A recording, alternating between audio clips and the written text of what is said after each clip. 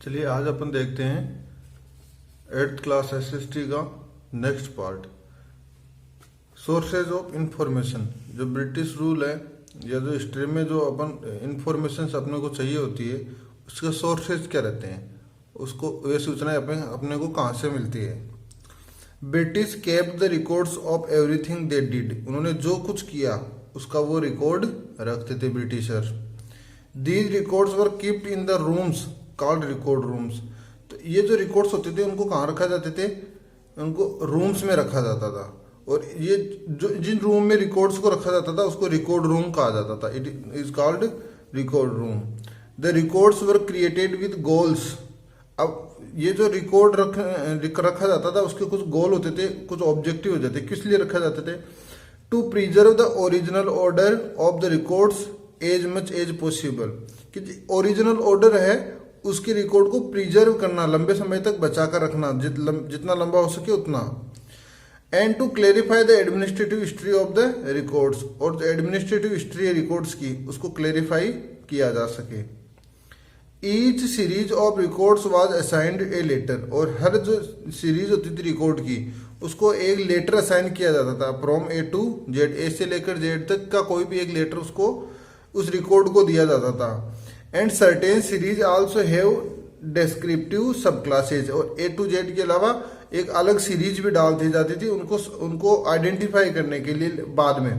तो सब क्लासेज में उनको डिवाइड किया जाता था, कैटेगराइज किया जाता था उनको सभी को। Official records, letters, memos, surveys, newspapers, magazines, autobiographies, reports, experiences of travellers, novels and poems are some important source of information of British rule and atrocities. जो ब्रिटिशों के समय जो रूल हुआ था उसकी इंफॉर्मेशन, और ब्रिटिश रूल के समय जो एट्रोसिटीज होती थी लोगों के ऊपर, उनके लिए अगर अपन इंफॉर्मेशन चाहिए तो उसके लिए कुछ इंपॉर्टेंट है। देखो सबसे पहले तो ऑफिशियल रिकॉर्ड्स जिसके बारे में अपने बात की, जो ये यहाँ से लेकर यहाँ तक आंसर रहेगा what were the major source of information. तो इसके लिए सबसे पहले रहेगा ऑफिशियल रिकॉर्ड। नंबर 2 लेटर्स, जो पत्र एक दूसरे को लिखे जाते थे। मेमोज, उसमें के स्मरण पत्र थे, जो बिल टाइप के मेमोज होते थे उनको अपने को ध्यान में रखना है। सर्वे उस समय किए जाते थे, उनका ध्यान में रखना है। उस समय के न्यूज़पेपर से अपने को इन सब चीजों के बारे में मालूम चलता है। मैगजीन्स जो पत्रिकाएं होती है उनके बारे में हमें मालूम चलता है। ऑटोबायोग्राफी जो थी, आत्मकथा, कोई आदमी अपने खुद के बारे में जो विवरण लिखता है उसको ऑटोग्राफी बोलेंगे। उस समय की जो रिपोर्टिंग की जाती थी न्यूज़पेपर्स में, रेडियो पर या अन्य कहीं पर भी जो रिपोर्टिंग की जाती थी, reports were also important source. Experience of travellers, और जो ट्रेवलर्स यहाँ पर आते थे वो अपना एक्सपीरियंस लिखते थे, वो भी एक मेजर सोर्स था। उस समय के नॉवेल्स और उस समय के पोइम्स, ये सभी मेजर सोर्स ऑफ इंफॉर्मेशन थे ब्रिटिश रूल के और ब्रिटिश रूल के एट्रोसिटीज के। The British built specialized institute. और ब्रिटिशों ने स्पेशल यानी विशेष तरीके के इंस्टीट्यूशंस बनाए। किस प्रकार के? Like museums and archives. Museums और आर्कीव्स बनाए। To preserve the important documents को प्रिजर्व करने के लिए उन्होंने क्या बनाए? उन्होंने म्यूजियम्स बनाए और उन्होंने आर्काइव्स बनाए। Historians gather important information about the provincial administrative system from the reports, memos, notings, जो नोट किए जाते थे उनसे, and letters preserved in the 19th century in the archives and record room across India. पूरे India में जो आर्कीव्स होते थे और जो रिकॉर्ड रूम होते थे उनमें क्या रिकॉर्ड किए जाते थे? उनमें रिपोर्ट्स, मेमो, नोटिंग्स और लेटर्स। और उसी से हिस्टोरियंस को इंपॉर्टेंट इंफॉर्मेशन मिलती है। किसके बारे में? प्रोविंशियल एडमिनिस्ट्रेशन के बारे में। तो जो हिस्टोरियंस होते हैं, इतिहासकार होते हैं, उनको इंपॉर्टेंट सोर्स क्या रहेगा? उनके लिए जो रिकॉर्ड रूम में और आर्कीव्स में रखे हुए रिपोर्ट्स, उस समय की मेमोज, नोटिंग्स और लेटर्स से उनको उस हिस्टोरियंस को मालूम चलता है ब्रिटिश रूल के बारे में। फॉर इफेक्टिव एडमिनिस्ट्रेशन, और इफेक्टिव एडमिनिस्ट्रेशन के लिए British carried out A number of surveys. और इसके लिए ब्रिटिश है वो बहुत सारे सर्वे करते थे, खूब सारे सर्वे करते थे। किसके द्वारा? ब्रिटिशर्स के द्वारा। In the early 19th century में खूब सारे सर्वे किए जाते थे। By the end of the 19th century censuses of all Indian provinces were being carried out every 10 year. अब 19th सेंचुरी के जो लास्ट टाइम था 1872 से स्टार्ट होता है, फिर 1881 में, फिर 1891 में। तो आफ्टर एवरी 10 ईयर्स जनगणना की जाती थी, सेंसस का काम किया जाता था। और ऑल द इंडियन प्रोविंसेस, सभी जो इंडियन प्रोविंसेस थे, स्टेट थे, उनकी सेंसस का काम किया जाता था आफ्टर एवरी 10 ईयर। जैसे अभी किया जाता है उसी प्रकार से जनगणना का काम होता था। This help to collect information on religion, caste and occupation of the people. और इस सेंसस से हमें किसके बारे में मालूम चलता है? लोगों की रिलीजन के बारे में मालूम चलता है, कास्ट के बारे में मालूम चलता है, और ऑक्यूपेशन के बारे में मालूम चलता है। These surveys had helped historians to collect information. इस सर्वेज से हमें या हिस्टोरियंस को इन्फॉर्मेशन कलेक्ट करने में सहायता मिलती है अबाउट द मॉडर्न इंडिया। किसके बारे में? मॉडर्न इंडिया के बारे में इन्फॉर्मेशन कलेक्ट करने में उनको हेल्प मिलती है। The practice of surveying became common under colonial administration.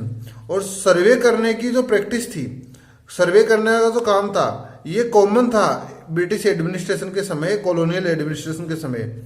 अब सर्वे किस तरीके के किए जाते थे? बोटनिकल का और वानस्पतिक रूप के, जूलॉजिकल जो वन्य जीव थे उनसे रिलेटेड, आर्कियोलॉजिकल एंशिएंट टाइम के जो मोन्यूमेंट्स थे उनसे रिलेटेड, एंड एंथ्रोपोलॉजिकल मानविकी ह्यूमन बीइंग की से रिलेटेड थे, and forest surveys were in the list of British administration. इस प्रकार की ये ब्रिटिश एडमिनिस्ट्रेशन में मुख्य सर्वे थे। तो इंपॉर्टेंट सर्वेज कौन कौन से रह जाएंगे? Botanical surveys, zoological surveys, archaeological surveys and anthropological surveys, forest surveys. These were the important surveys during the British administration. Sources kept, और जो सोर्सेज थे उनको रखा जाता था, and written by both Indians and British studied together. और जो sources उन वहां पर रखे जाते थे उनको ब्रिटिश और इंडियंस मिलकर उसको लिखते थे। Written by Indians and British दोनों के साथ में मिलकर लिखा जाता था, एंड स्टडी टुगेदर, और साथ में मिलकर उसको स्टडी किया जाता था। It represent several aspects of British rule. और ये है ब्रिटिश रूल के कई एस्पेक्ट्स को रिप्रेजेंट करता है, and their effort to modernize और subjugate Indian population. Represent the several aspects of British rule. ये ब्रिटिश रूल के कुछ जो एस्पेक्ट्स होते हैं, विभिन्न जो दृष्टिकोण होते हैं, उनको रिप्रेजेंट करता है। And their efforts to modernize, और जो वो मॉडर्नाइज करना चाहते थे इंडियन पॉपुलेशन को, उसके बारे में इसमें आता है। सब्जुगेट का हम लोगों का कंक्वेयर करना, जीतना। तो जिस प्रकार से वो लोगों को जीतना चाहते थे, उनको अपना अधीन करना चाहते थे, उसके बारे में हमें मालूम चलता है। नेक्स्ट रहेगा importance of official records. Official records की इंपॉर्टेंस है, why it is important to keep the official records. The official records of British administration served as important source of history of this period. उस period की अगर अपन history के sources के बारे में बात करें तो सबसे इंपॉर्टेंट रहेगा ऑफिशियल रिकॉर्ड्स। ऑफिशियल रिकॉर्ड्स है ये important source of history information रहेगा।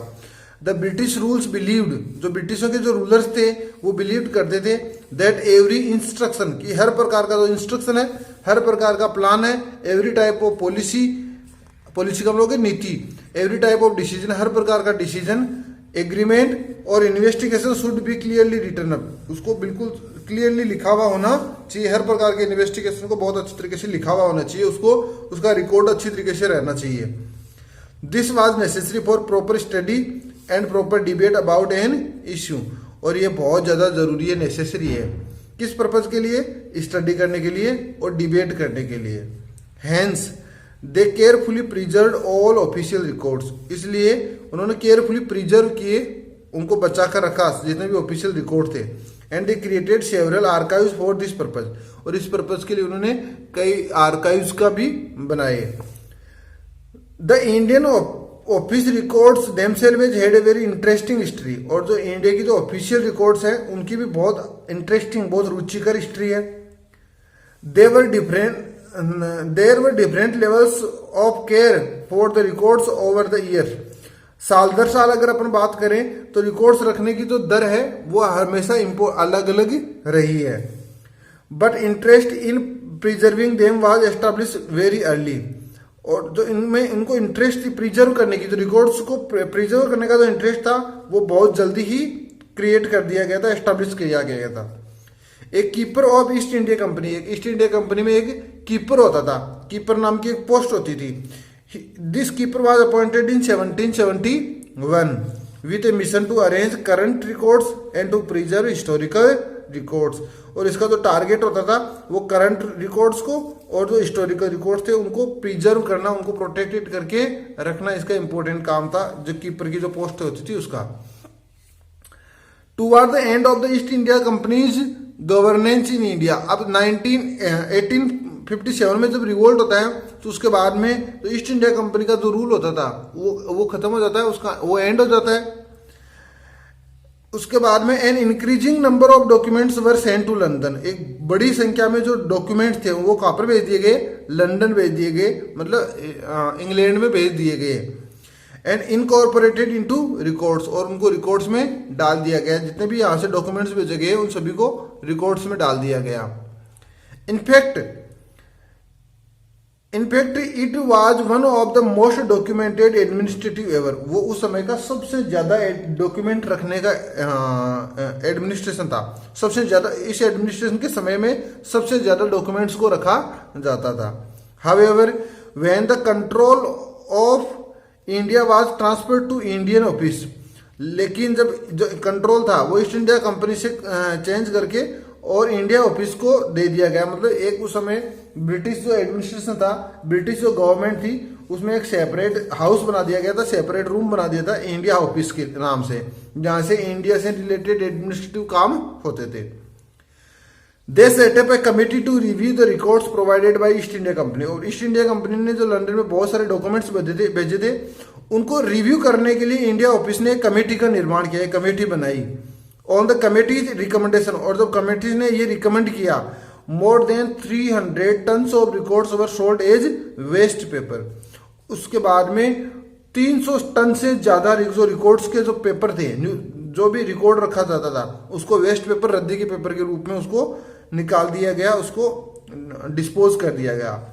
Although this was certainly a great loss to the collection, हालांकि ये कलेक्शन, ये सोर्स ऑफ इंफॉर्मेशन के लिए बहुत बड़ा नुकसान था। There was evidence that many of these record were duplications, लेकिन ये इस प्रकार के कुछ अपने को एविडेंस मिलते हैं, कुछ प्रूफ मिलते हैं, कुछ ऐसे अपने को प्रमाण मिलते हैं कि ये रिकॉर्ड थे वो डुप्लीकेशन थे, डुप्लीकेट किए हुए थे।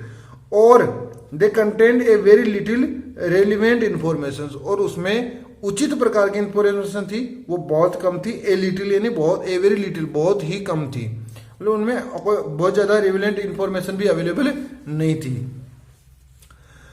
But these official records do not tell the complete truth, लेकिन ये जो ऑफिशियल रिकॉर्ड्स होते हैं ये अपने को कंप्लीट ट्रूथ है वो नहीं बताते हैं, because these records were written by officials of that time, क्योंकि ये जो रिकॉर्ड्स थे वो किसके द्वारा लिखे गए थे, ब्रिटिश ऑफिशियल्स, उस समय के जो ब्रिटिशों के ऑफिसर थे उनके द्वारा ये लिखे गए थे। They wrote what ever the ruler of that time said, वो क्या लिखते थे, दे रोट, उन्होंने लिखा, क्या लिखा, what ever the ruler of that time said, उस समय के रूलर ने जो कुछ उनको बताया गया वही उन्होंने लिख दिया। एंड व्हाट दे थॉट, और वो खुद क्या सोचते थे वो सब उन्होंने लिख दिया। दे हाइड द फैक्ट्स, और वो जो फैक्ट्स थे उनको हाइड करते थे। That they want to hide, जिन फैक्ट को वो हाइड करना चाहते थे उनको वो हाइड करते थे, जिनको छिपाना चाहते थे उन फैक्ट्स को तो वो छिपा देते थे।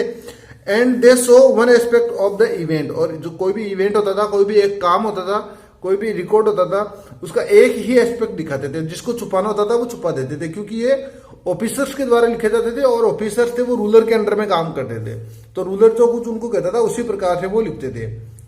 The record showed the acts taxes introduced by the British to mark their success, but they do not represent how these acts and taxes affected Indians. जो ये रिकॉर्ड थे उनमें इस प्रकार के जो कानून एक्ट्स थे वो लिखे हुए थे, और जो टैक्सेस होते थे, जो टैक्स लगाए जाते थे उनके बारे में लिखा जाता था, जो ब्रिटिशों के द्वारा इंट्रोड्यूस करवाए हुए, जो स्टार्ट करवाए हुए एक्ट और टैक्सेस के बारे में उनमें लिखा हुआ रहता था। टू मार्क देयर सक्सेस, ये किस लिए लिखा जाता था, वो अपनी सक्सेस बताने के लिए, अपना सफलता बताने के लिए। But they do not represent, लेकिन वो ये जो रिकॉर्ड थे उसमें ये रिप्रेजेंट नहीं किया जाता था हाउ दीज एक्ट्स की, ये कानून और ये जो टैक्सेस थे, हाउ दे अफेक्टेड इंडियंस, उनको इंडियंस ने किस प्रकार से प्रभावित किया, ये उसमें नहीं लिखा रहता था उन रिकॉर्ड्स में। How Indians suffered due to these steps, और ये जो एक्ट्स के और टैक्सेस के कारण से इंडियंस किस प्रकार से सफर्ड हुए, किस प्रकार से समस्याएं आई, पीड़ित हुए, उसके बारे में उसमें नहीं लिखा हुआ रहता था। The official records do represent the success and achievements. जो ऑफिशियल रिकॉर्ड थे वो रिप्रेजेंट करते थे सक्सेस को और अचीवमेंट्स को, but they do not represent the fall out of British administration. लेकिन ये क्या रिप्रेजेंट नहीं करते थे, फॉल आउट्स यानी जो अनसक्सेस थी, फेलियर थे ब्रिटिश एडमिनिस्ट्रेशन को, उसको वो नहीं लिखते थे। They also do not present, और वो ये भी रिप्रेजेंट नहीं करते थे, ये भी नहीं बताते थे the reactions and situations of the Indians. अब जब टैक्सेज या एक्ट्स या और कोई भी काम उनके द्वारा किया जाता था तो ब्रिटिशों के प्रति इंडियंस का रिएक्शन क्या होता था और इंडियंस की सिचुएशन क्या होती थी, उसको रिप्रेजेंट नहीं किया जाता था। Of every sphere of the society, जो सोसाइटी के हर स्पीयर थे, रिलीजन थे, लैंग्वेज थी, उससे रिलेटेड जो लोग थे, उनकी क्या सिचुएशन रही थी और क्या रिएक्शन था, उसको वो रिकॉर्ड नहीं करते हैं। The records tell us about British work, और जो रिकॉर्ड्स होते हैं वो हमारे को ब्रिटिश वर्क के बारे में बताते हैं, ब्रिटिशों के द्वारा किए गए काम के बारे में बताते हैं। For the betterment of Indians का भलाई के लिए, बेटरमेंट के लिए। But they do not tell about the needs of the people of India, लेकिन पीपुल ऑफ इंडिया उनकी नीड्स के बारे में उसमें नहीं बताया जाता है। इसके बाद में ये आपका फर्स्ट चैप्टर कंप्लीट होता है। ये प्रैक्टिस के लिए क्वेश्चंस है, वो आप अपनी बुक में देखकर कर लीजिएगा। Thank you.